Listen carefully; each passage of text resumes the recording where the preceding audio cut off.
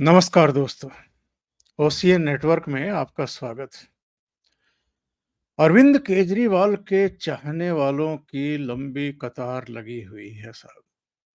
कहाँ-कहाँ से फूट-फूट करके निकल रहे हैं और किस तरीके से और क्या-क्या आर्गुमेंट दे करके हाई कोर्ट पहुंच रहे हैं या मीडिया में इधर लगातार उनके जो मीडिया मंच है, सोशल मीडिया मंच है, वहाँ पर जिस तरह की सामग्री दी जा रही है, उससे पता चलता है कि ये आम आदमी तो बिल्कुल नहीं रह गए हैं और ये कितना पैसा पर्दे के पीछे से और किस तरीके से खर्च कर सकते हैं, किस-किस को कहाँ खड़ा कर सकते हैं, कैसे भीड़ जुटा सकते हैं और किस तरीके से सारी चीज़ें मैनेज करके एक पूरी आबो-हवा बना सकते हैं अपने पक्ष में, इसका अंदाज़ा हम, आप और जो देश का और दिल्ली का या पंजाब का आम आदमी है, वो तो कम से कम इन आम आदमी पार्टी के नेताओं की थाह नहीं ले सकता। एक और इनके चाहने वाले पैदा हो गए साहब और वो पहुँच गए दिल्ली हाई कोर्ट। और दिल्ली हाई कोर्ट में उन्होंने सीधे जो कार्यकारी चीफ जस्टिस हैं, दिल्ली हाई कोर्ट के जो चीफ जस्टिस हैं मनमोहन और उनके साथ जो जस्टिस मनमीत पीएस अरोड़ा, इनकी बेंच के सामने एक याचिका लगाई और इसमें ये मांग की गई कि साहब अरविंद केजरीवाल जेल से ही, तिहाड़ से ही सरकार चला सकें, इसके लिए विशेष इंतजाम किए जाएँ और डीजी जेल को ये निर्देश दिए जाएँ हाई कोर्ट की तरफ से कि अरविंद केजरीवाल अपने विधायकों से, कैबिनेट के सदस्यों से बातचीत कर सकें और इसके लिए वीडियो कॉन्फ्रेंसिंग का इंतजाम कर दिया जाए। इसमें ये भी मांग की गई थी कि अरविंद केजरीवाल के इस्तीफे और दिल्ली में राष्ट्रपति शासन से संबंधित जो खबरें चलाई जा रही हैं मीडिया में, सोशल मीडिया में, उस पर रोक लगाई जाए। तो इस पर कोर्ट काफ़ी नाराज़ हुआ, अपनी नाराज़गी खंडपीठ ने जो है वो ज़ाहिर भी की और कहा कि क्या आपातकाल लगा दिया जाए या सैनिक शासन लगा दिया जाए। और नाराज़गी इतनी थी हाई कोर्ट की कि न केवल उनकी पीआईएल को खारिज किया गया है, बल्कि इन पर 1 लाख रुपए का जुर्माना भी ठोका गया है। कौन है ये सज्जन?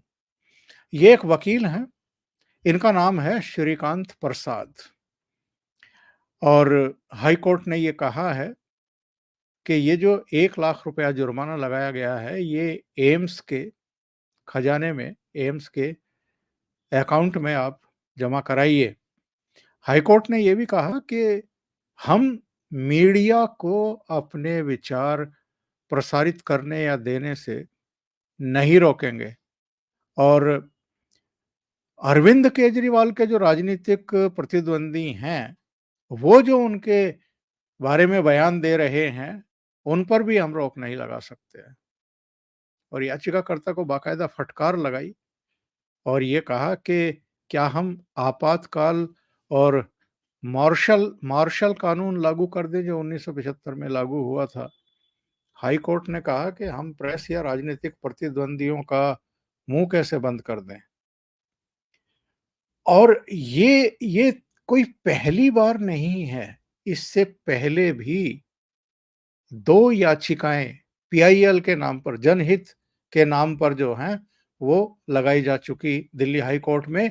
एक कोई लॉ स्टूडेंट खड़ा किया गया था और एक और कोई वकील साहब खड़े किए गए थे। उन्होंने भी इसी तरह की मांग की थी कि अरविंद केजरीवाल चूँकि जेल में बंद हैं, जेल से उनको शासन चलाने की अनुमति दी जाए, सरकार चलाने की अनुमति प्रदान की जाए। उनमें से एक पर 75,000 रुपए का जुर्माना ठोका गया था, जो दूसरी बार एक लॉ स्टूडेंट आए थे और जो वकील साहब हैं, उन पर तो ख़ैर जुर्माना नहीं ठोका गया, लेकिन फटकार उनको भी लगाई गई थी। अब सवाल ये खड़े हो रहे हैं कि इस तरह की याचिकाएँ दाखिल क्यों की जा रही हैं? किसके द्वारा की जा रही हैं या कराई जा रही हैं? इनका हेतु क्या है? और क्या अरविंद केजरीवाल को और जो उनकी लीगल टीम के लोग हैं, सीनियर वकील हैं, उनको अब इस बात का एहसास हो चला है कि अरविंद केजरीवाल जेल से बाहर आने वाले नहीं हैं।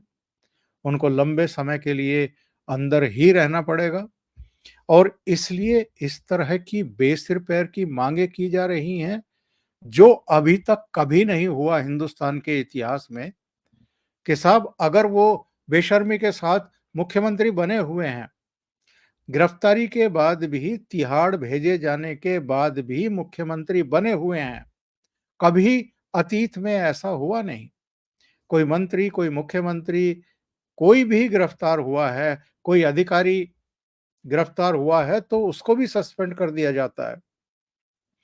24 घंटे के बाद या कुछ समय के बाद अधिकारी को भी गिरफ्तारी के बाद सस्पेंड कर दिया जाता है। लेकिन अरविंद केजरीवाल जो हैं वो मुख्यमंत्री बने हुए हैं। 21 मार्च को इन हजरत को गिरफ्तार किया गया था। पहली अप्रैल को ईडी की हिरासत से इनको न्यायिक हिरासत में भेजा गया, यानी तिहाड़ भेजा गया।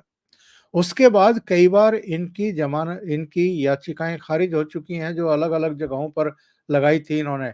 दिल्ली हाई कोर्ट में अपनी गिरफ्तारी को चैलेंज किया था कि ये अवैध है और पूरी लीगल टीम इनकी लगी रहती है कि इनको इनकी गिरफ्तारी को ही अवैध बता दिया जाए।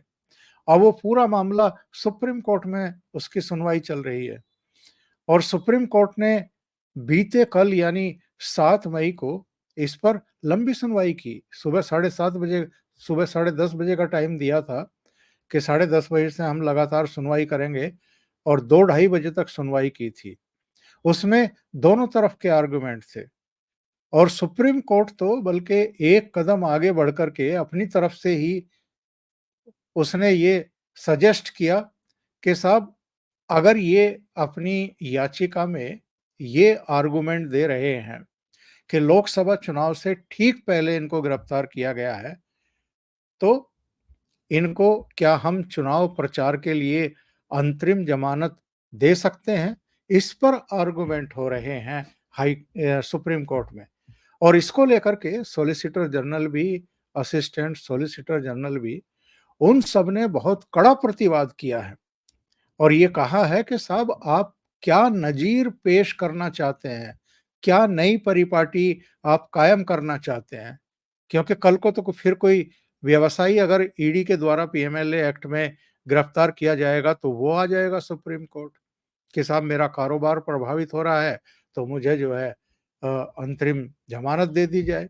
कोई भी आएगा, किसी को भी आप भ्रष्टाचार के मामले में गिरफ्तार करेंगे या ईडी गिरफ्तार करेगी या सीबीआई गिरफ्तार करेगी या इनकम टैक्स डिपार्टमेंट जो है वो कार्रवाई करेगा, तो कोई भी आएगा और आकर के तमाम तरह की दलील देगा कि मेरे लिए ये ज़रूरी है। क्या चुनाव प्रचार इतना ज़रूरी है कि भ्रष्टाचार के मामले में गिरफ्तार किसी नेता को अंतरिम ज़मानत दे दी जाए? लंबी बहस के बाद, हालाँकि एक समय तो लग रहा था कि जैसे सुप्रीम कोर्ट अभी इनको अंतरिम ज़मानत ग्रांट कर देगा और ये शायद शाम शाम तक बाहर भी आ जाएँगे और एक आध दिन में ये चुनाव प्रचार करते हुए दिखाई देने लगेंगे दिल्ली में, पंजाब में, गुजरात में, हरियाणा में।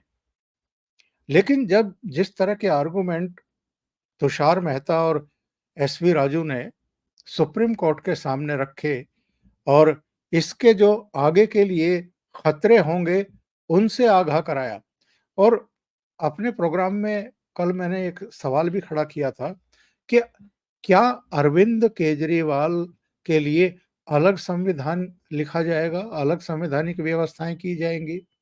ऐसे तो और भी कई नेता जेल में बंद हैं इस समय।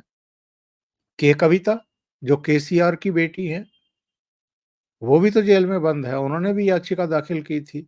उन्होंने कहा था कि मेरा 16 साल का बेटा है, उसकी परीक्षाएँ हैं, उसकी परीक्षाओं के तैयारियों के लिए मेरी ज़रूरत है, तो मुझे अंतरिम राहत दे दी जाए। 1 डेढ़ महीने की उन्होंने अंतरिम राहत माँगी थी, उनको नहीं दी गई।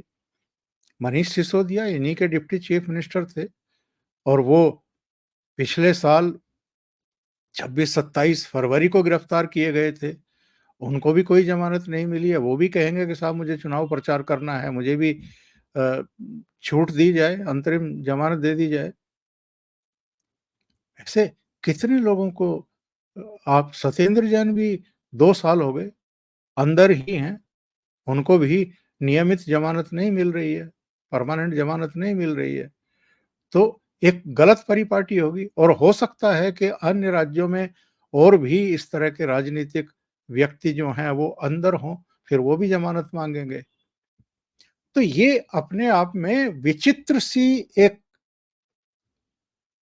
एक माहौल बना दिया गया है कि अरविंद केजरीवाल के लिए कोई भी आ रहा है, कोई भी पीआईएल दाखिल कर रहा है कि साहब इनको जेल से ही आप सरकार चलाने की अनुमति दें और वीडियो कॉन्फ्रेंसिंग के ज़रिए ये अपने एमएलए से भी बात कर सकें, ये अपने कैबिनेट के सदस्यों से भी बात कर सकें। फिर कहेंगे कि जब इनसे बात हो रही है तो फिर जो नौकरशाही है, जो सचिवालय है, उसके भी अधिकारियों से बात कराई जाए इनकी। फिर कहेंगे कि साहब जेल में ही ये फाइलों पर सिग्नेचर भी करें, सारे फैसले वहीं मतलब जेल में रहते हुए ये मुख्यमंत्री बने रहें और जो दिल्ली का खजाना है, उसका बेजा इस्तेमाल करते रहें। अब इनके लिए जो ये लीगल टीम की पूरी एक फ़ौज खड़ी हुई है, इसको पैसा कहाँ से जा रहा है? ज़ाहिर है, दिल्ली के खजाने से जा रहा है और ये मुख्यमंत्री अगर बने हुए हैं अभी तक, तो शीश महल भी इनके कब्ज़े में ही रहेगा जब तक मुख्यमंत्री हैं। तो इनका परिवार जो है, भले ही ये भ्रष्टाचार में गिरफ्तार हो चुके हैं, गंभीर एलिगेशन हों, लेकिन इनका परिवार तो मुख्यमंत्री आवास में तब तक रहता रहेगा, जब तक ये इस्तीफ़ा नहीं दे देंगे या मुख्यमंत्री का पद नहीं छोड़ देंगे और ये छोड़ेंगे तो फिर इनकी पत्नी तैयार है। उनको तो इनको स्टार प्रचारकों की सूची में भी अब अपने बाद दूसरे नंबर पर रखना शुरू कर दिया है। ताकि कोई संजय सिंह, कोई राघव चड्ढा, कोई सौरभ भारद्वाज, कोई आतिशी मार लेना, किसी तरह की कोई दावेदारी ही ना करने पाए कि हम मुख्यमंत्री बनेंगे। नंबर 2 पर अपनी पत्नी को रख दिया है कि कोई ऐसी स्थितियाँ, परिस्थितियाँ अगर निर्मित होती हैं कि इनको इस्तीफ़ा देना पड़ ही जाए, तो फिर शीश महल अपने पास ही रहे, मुख्यमंत्री आवास अपने पास रहे। मुख्यमंत्री की पावर अपने पास रहे, आम आदमी पार्टी के सर्वे सर्वा अपने ही परिवार से रहें। तो ये बड़ी हैरत की बात है कि जुर्माने भी ठोके जा रहे हैं। पहले एक लॉ स्टूडेंट को खड़ा कर दिया था, उस पे 75,000 रुपए का जुर्माना। अब ये वकील साहब आ गए, इन पर भी 1 लाख का जुर्माना लगा है। पर मुझे लगता है कि ये अंतिम पीआईएल नहीं होगी, अभी और आएँगे। क्या हुआ जुर्माना लग रहा है? जुर्माना भी भरा जा रहा होगा कहीं न कहीं से। तो ये है आम आदमी की असलियत। किस तरीके से इनकी धर्मपत्नी सुनीता केजरीवाल हेलीकॉप्टर से गुजरात में चुनाव प्रचार कर रही हैं। एक नीली सी वैगन आर में चलने वाला और तमाम तरह की कस्में खाने वाला, लोगों को दिलासाएँ देने वाला अरविंद केजरीवाल अब किस तरीके के खेल खेल रहा है और कितने गंभीर एलिगेशन इन पर हैं और किस-किस तरह के इनके चाहने वाले निकल रहे हैं, कहाँ-कहाँ से निकल रहे हैं, देख कर के हैरानगी होती है। अभी के लिए इतना ही। बहुत-बहुत धन्यवाद। अगर आपको ये चैनल और इसके कंटेंट पसंद आ रहे हैं, तो लाइक करें, कमेंट करें, वीडियो को शेयर भी करें।